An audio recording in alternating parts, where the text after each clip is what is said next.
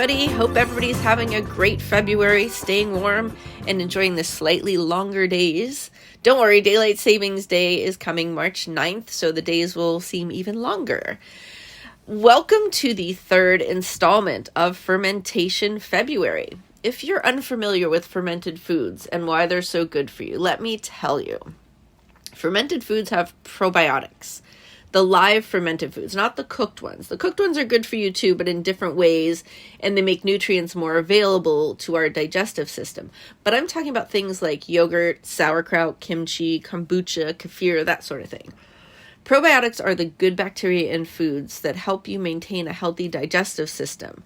And they're beneficial in other ways too. It's actually been proven that the healthier and more diverse your gut bacteria is, your gut microbiome, the more you can resist illness like cold and flu. It's been shown to help you absorb more nutrients from your food. It's good for your skin, and it can even improve your mood. So I hope you're eating plenty of fermented foods. I've done a bunch of fermentation myself, as I've mentioned. I've made kombucha and yogurt, and I even made tempeh once, which is the beans that grow the fungus around them, and it sort of looks like a nougat with nuts in it. I made that once. I want to do that again. And I've also made all kinds of kraut, which is just any vegetable cut up and salted and submerged under the liquid and left for a time to transform it. So, I love food stories and I love trying new things. So back in October, when my friend Marcelle started talking about her childhood days in Lebanon and waxing poetic about the annual olive harvest, my curiosity got the better of me. A spark was lit, and I'm going to let Marcelle tell the story. Basically, like when we were walking around in Frick Park, it was fall, and the leaves were falling, and it was really lovely. And you started getting a little nostalgic for your time in Lebanon. It's that time in September, October is harvest time for olives. And I was feeling nostalgic. Maybe I was just hungry for olives. I don't know. But you and I did try that berry, which turned out to not be an edible berry. So we were like aching to forage something. Yes, I think maybe that was the impetus for this. It's that time when the families all converge. We lived in a small village. Olive trees are just growing everywhere, so you could forage anywhere you go in Lebanon, and like nobody's gonna come down on you and tell you like stop eating olives or whatever. But yeah, we have an orchard. We have a couple orchards in Lebanon, and they're lower in elevation. They don't grow quite as far in elevation as our village. So we have to converge and take our neighbors, take our people, anybody that would help. And all the kids were rounded up. All the kids, they all have to come and help, pick up the olives. And we get all these blankets. We lay them underneath the tree. I just remember this, from my childhood. And they have these large poles. They start shaking the trees, shaking the branches and the leaves, and there was stuff falling down, and everybody would scramble and pick them up. Did you have to get out of the way? Sacks? Would it hurt if they hit you in the head? I don't remember that. No. I think they make them fall first. Then you go in and get it. They would shake the trees as much as they can, and sometimes they'd have to climb up. Sometimes it'd have to wait another week and go back and get it. If they weren't coming off really easily. Yeah. So when they're ripe, they're ready to fall anyways. But yeah, it was just a fun memory, and we would make day picnic over there. We'd make tabbouleh. We'd make we'd pack lunches for us and everybody, because it's gonna be all day before we pack up everything, collect all the olives we harvested. So it was a serious hike down to get to this place. It's not a hike. We actually needed a car or a small van to get us up to our village. It's a half-hour drive. Okay. Yeah, it's very steep. I mean, it's like switchbacks into the mountains to get to our village from where the orchard was. It was just a fun memory, because to me it felt like a festival, a festival atmosphere. Everybody together, they're doing their best to, it wasn't a lot of pressure to like work, but it was just a really fun atmosphere. Everybody getting together, they're singing, they're dancing, they're collecting olives. And, it becomes like a game, like how many can you collect in half an hour, and how many sacks can you fill up, and before picnic time. So it was fun. It was competitive, and it was like a festival atmosphere to me. And so then you put them in the car, and then you take them home. And then we take them to a processor who would process them into olive oil, into, there's several steps. There's the first cold press, and then you set that for aside for a certain grade of olive oil. And then there's the least desirable grade. I think that's after it's processed several times. And that the same olive gets squeezed again and again and again. Mm-hmm. Oh, okay. Yeah. And then eventually, like, it gets to the last you can gather from it, and it becomes olive oil for soap. And then you take that into a room, and there's like a section where you make soap with the olive oil. I've seen videos of that. That's intense. Yeah. I've seen it in person, but I don't really know how it's done. Like, I don't know the process of making soap at all. Although my son has been really interested in that process. I took him to Tripoli, which is now his business name, Tripoli. He loves that little town. And that's where they make a lot of soap.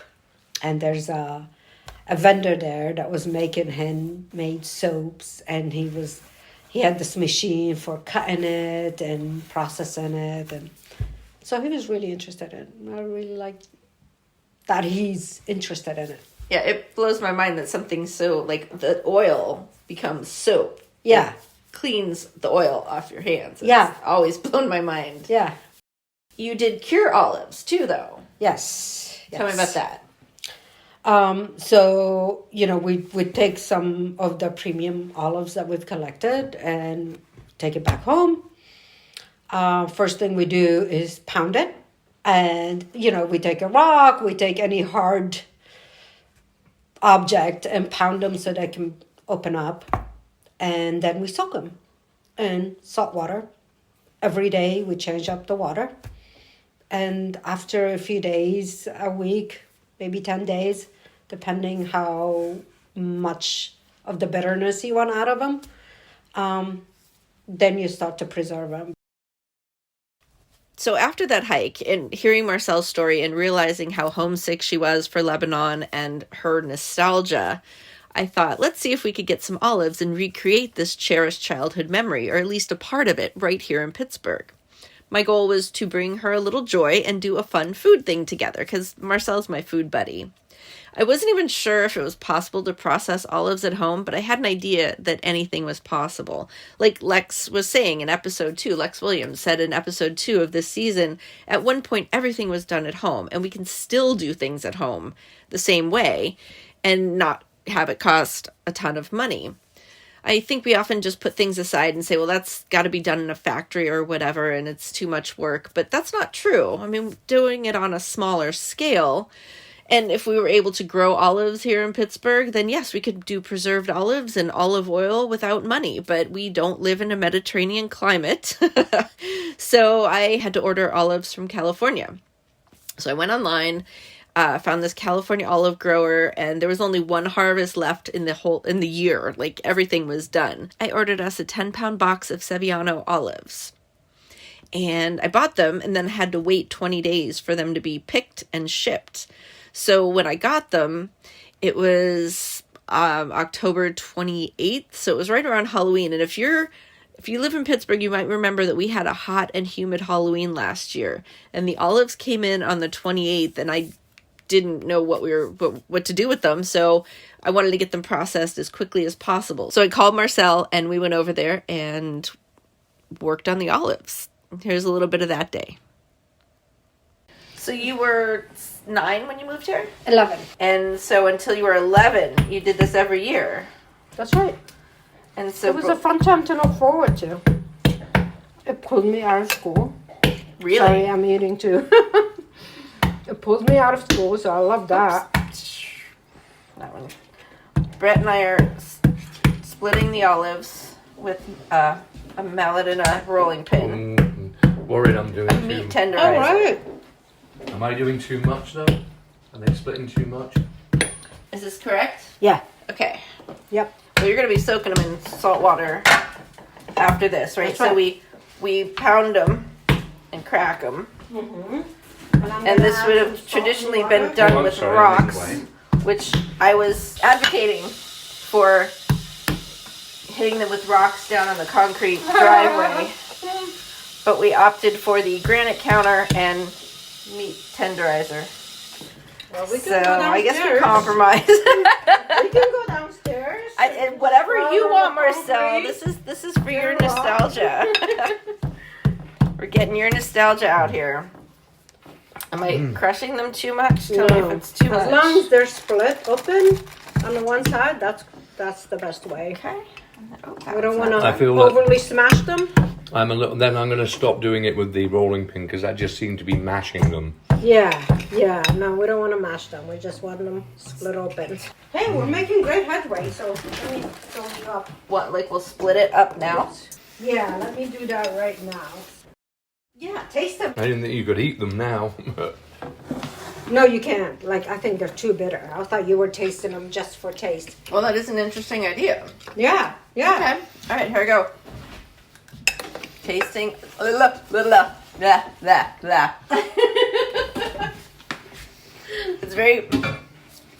It's very bitter, like earwax. Kind of bitter. Ooh. Like, I don't know what. I never tasted earwax, but yeah. Okay, that all would be- right. Yeah, that kind of. I guess I haven't either, but it's a. I use that analogy a lot though, which is weird. It's a little spicy. Ooh, yeah. You should bite one. Are you gonna eat your whole one? Like I don't want to waste it. No. I'm just taking a nibble. I'll put this in my side of the box, Marcelle. They're expensive, right? I have to pay for it. You could nibble on the same one. I have to get the right balance of. Here, try some. I don't know that I want to. It's not poisonous. It's just bitter. Not food yet. So No, it's not food yet. You don't have to eat it. we could make olive But oil. olive oil is made from the raw olives, right? Yeah. Right. Yeah. So you just take. So this is not. It's Jesus. not. It's not poisonous or bad for you or anything. It's just No. very Just bitter. really bitter. Do you want to try the other side of this one? Yeah.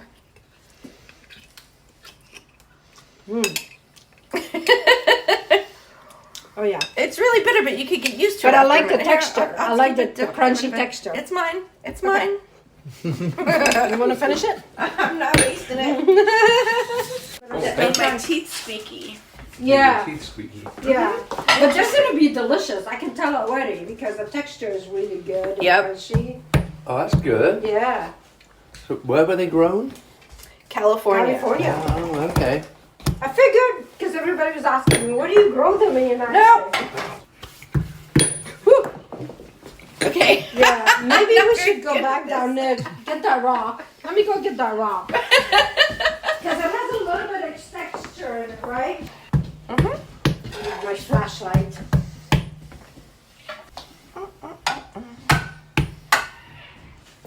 It's really interesting.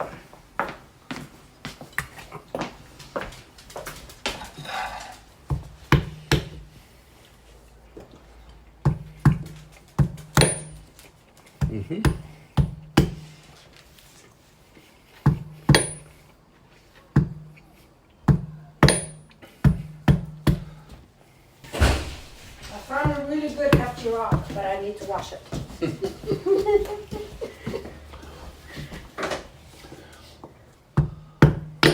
Oop. Yeah, this is That's all right.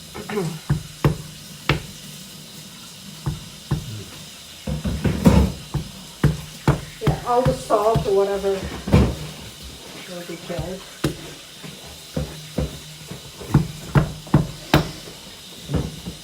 Sure they didn't wash rocks back in Lebanon. Well, I think We got a lot less trusting of rocks since you've moved here. yes. America wrecked you. Well, it's drier to there too. Like, That's this one true. has moss growing on it. Okay, I'll give it to you.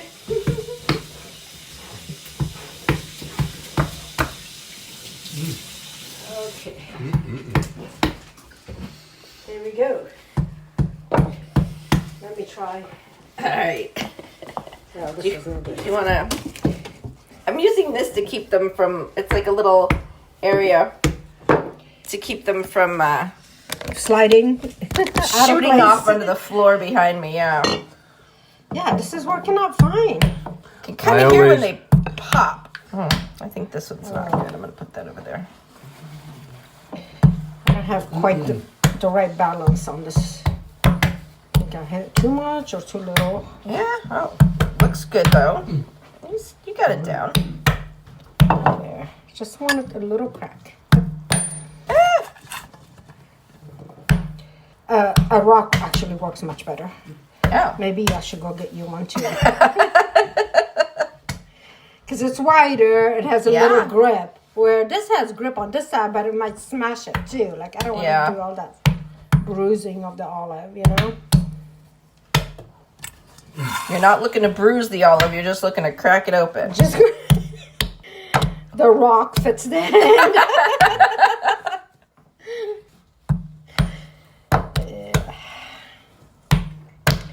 Oh, I think I'm finally getting it down.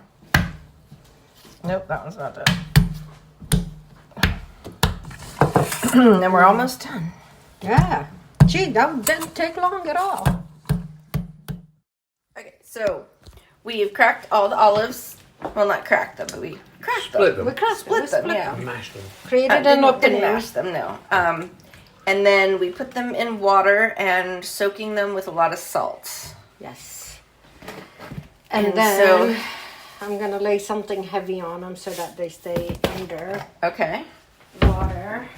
And that is just to, that's pretty full. Yeah, there you go. And we got a couple that didn't make the cut. That way they soak pretty good. And then tomorrow we change the water again. Add more salt. So and every day you do that, it takes some of the bitterness out.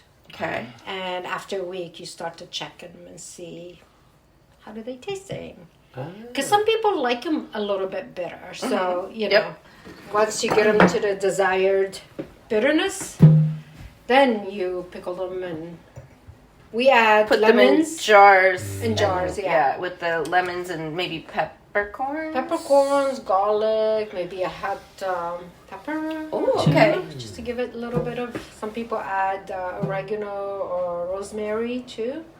And I then have you pickled ferment rosemary. them Yeah. in the jars for how long? 3 to 4 weeks. I think they should be ready. So we helped Marcelle with hers, got them soaking in the salt water, and brought mine home to try and figure out how I was going to process them. My idea was to process it with lime. You use lime to get the bitterness out and to soften them so they can absorb other flavors. And this is based on a recipe that I got from the olive growers themselves. So I thought, right, that's the way you do it. But when I got back from Marcelle's, I started thinking about where to get lime and doing more research. And I found out that lime actually compromises the flavor and the nutrient content of the olives. So I nixed that right away and decided I was going with the salt method. So we ended up doing the same process as Marcelle. So I smashed the olives and cracked them the same way that we had done it over at Marcelle's. And then I put them in a crock with lots of salt and water. And then the next day drained the water out, put fresh water and more salt in there, and did the same for like 8 days. And then started tasting them to see if it was still bitter. Yeah, it needed more time, of course. So I'm not sure when I stopped doing that. I think I tasted it for like every couple days until I think it was like day 15 or 16. So what I was tasting for was the bitterness to reduce. And there's the bitterness, and then there's a little bit of sweetness in the olive. And I knew from my past experiences with fermentation that the sweetness will be transformed into sourness. And olives are bitter, but they've got that sour and that salty flavor and that sort of kick to it. And so I had to taste really carefully to determine when the bitterness was at a level that I could accept if the sweetness that I was tasting became sour. So it was very calculating. When they finally were at the point where I wanted to say, okay, this is good enough, the bitterness is at the right stage, I drained them, and then I got some lemons and sliced them up. I picked some thyme and rosemary from our garden. I got some garlic and got that all prepped, and then just layered it in my crock. First, I put the lemon slices in the bottom, and then I put some garlic and the herbs on there, and then I put a layer of olives, and then I did the same thing again, and just layered and layered and layered the lemon and the thyme and the rosemary and the garlic and the olives and the lemon and the thyme and all that. And then I filled the whole thing with a pretty strong brine because I knew that they were going to take a lot to absorb them. And I put them in my crock, and I have a crock where the lid sort of goes into a trench that you fill with water, and then it releases the air out of the sides. So around Thanksgiving, I started tasting them, and they were okay, but they were still they still weren't there yet. You could kind of taste when a ferment changes the texture and the flavor of the food you're trying to ferment, and you can tell when that's happened, and it hadn't quite happened yet. They were good.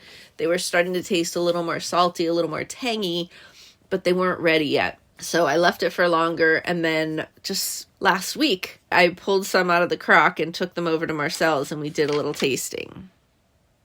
But for me, I think I really got used to the taste of the bitterness, so I do like it a little bit bitter. Most people don't. I think my kids still kind of make faces when they bite into my olives. It's a thing to get used to, for sure, for them, with a bunch of different foods. But bitter is a flavor, like my husband likes to say. Bitter is a flavor. I did not know that. I didn't know it's a flavor. Yeah, well, I mean, there's English bitters, which is a beer. Oh, yeah. I always thought it was like a negative thing that. Yeah, no, it's a flavor. Bitter, but it could be. I mean, enhancer. You've got the lemons, which the rind has that bitterness to it, and the olives, yeah, good stuff. So we have done our own experiment, which is really fun. Yeah, I love my olives. I have to say I like yours a little bit more because I think they pop more. There's a little bit more lemon to them. I think did you add lemon to them? Yeah, I added slices of lemon in there. I've added lemon to mine. I got that from you. The lemon, the rosemary, the jalapeno peppers. And you put a jalapeno. I didn't put a jalapeno. Any pepper. No, I think what happened is that you put yours in the fridge at first. Yeah. And then we talked and you took them out of the fridge. And I think I didn't put mine in the fridge at all. So mine have just had... So, yours will probably be the same in about a week or two or whatever. Yeah. I really do like yours. I feel like they make you pucker more, and the more I pucker, the tastier things are for me. I didn't find yours much different than mine. I mean, it's getting there. Yeah. You also put olive oil in there, so that oiliness. I detect oiliness in mine because of the olives and the oil that's in the olives. Yeah. This is a little extra oil. Yeah, my recipe called for, just from memory, is like it needed a little bit of olive oil on top to sort of like cover it, seal it. And maybe I shouldn't have done that. I don't know. Were you ever part of the process of the preservation of the olives when you were a kid? I don't remember everything they did. Smashing, yeah. I remember the smashing, but that's because they enlisted me to do that.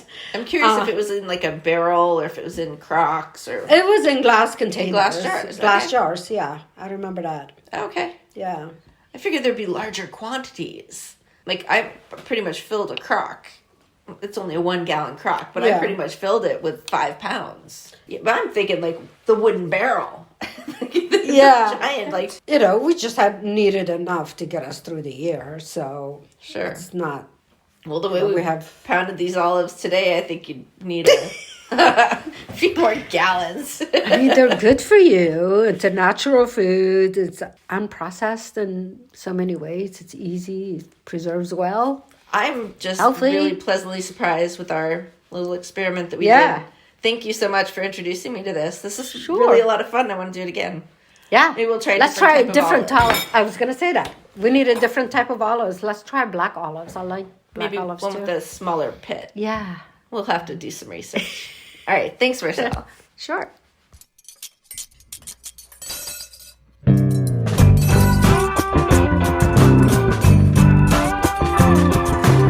Everyone knows that food is cool. No secret. Eat that food with a bowl and spoon. Everyone knows that food is cool. No secret. Eat that food with a bowl and spoon. Oh. With Bowl and Spoon is written, produced and hosted by Shelly And spoon. Original theme song was written and performed by Paul LeBreeze and friends. You can listen to With Bowl and Spoon wherever you get your podcasts. Don't forget to subscribe, like, review and share. Follow us and send us questions or messages on Facebook and Instagram at With Bowl and Spoon. Thanks for listening.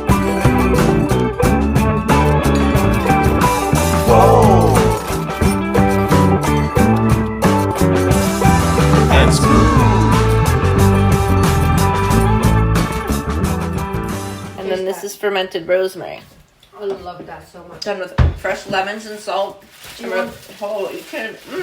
Whoa, wait a minute. Yeah, that is amazing. I know, I love it so much. You gotta have it with some of my mom's bread. Wow, I never even thought about that. Lemon slices right in there. My cousin made it from the village. My cousin is. So, you know, I have it in the Yeah, fridge. there's like That's a why it little looks label. like that, you know? But because that's the olive oil. Yeah? That's just like, Oh my God. Yeah. I love it. I put it on eggs. Yeah, Put it on so Yeah. many things. yeah. Oh, that is nice. That brings me back to the village too. But I wait till bet. you have it on toast. So get your plates. Oh, all right. Now can Make eat. you